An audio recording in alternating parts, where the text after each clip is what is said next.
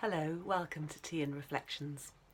Last time I talked about how complex life is, and one of the ways in which we can unpack that a bit is by looking at the power of the stories that we tell ourselves.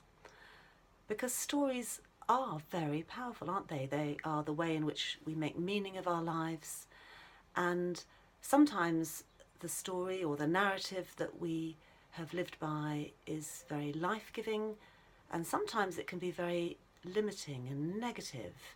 And we might not even be aware that there is a story that is going on in the background. It's just that we have this feeling of there's something I really want to do in my life, something important, and yet something's stopping me, and I feel stuck.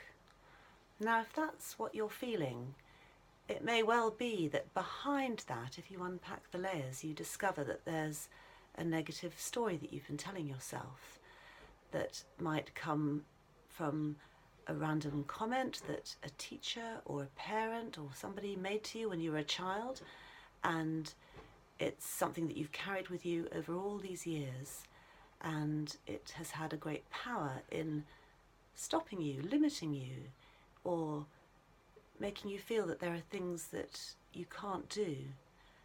I'll give you an example. When I was a teenager, I thought of myself as not being sporty, and I think that was partly from a comment that somebody made to me once, and also because I went to a school where they played a lot of team sports, and I'd never played hockey before I went to this school, and we had this humiliating process where the team captains for hockey and for netball would, in front of everybody, would choose who they wanted to have in their teams, and I was always left until the last.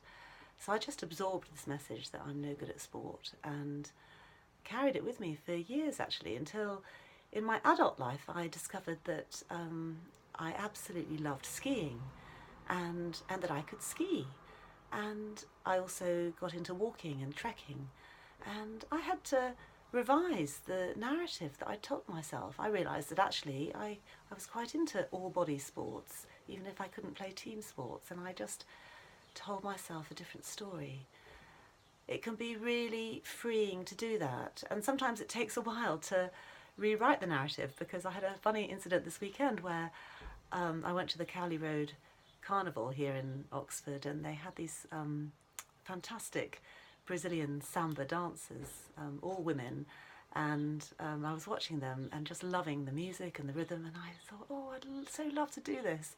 And then I heard this little voice in my head saying, but you're no good at dance, you're no good at sport. And then I thought, hang on a minute, I'm going to find out about this. I'm going to find out if I might be able to do it. And so I went up to one of the women and asked if they ever do workshops and if it's possible to join. And that's part of me trying to rewrite the negative narrative from the past. And you can do the same. Sometimes coaching can really help you to do that, because just being with somebody and acknowledging, becoming aware of some of these negative narratives can be so freeing, and you can rewrite the story that you live by, and you can rewrite it in a way that is in line with your values now and who you are now.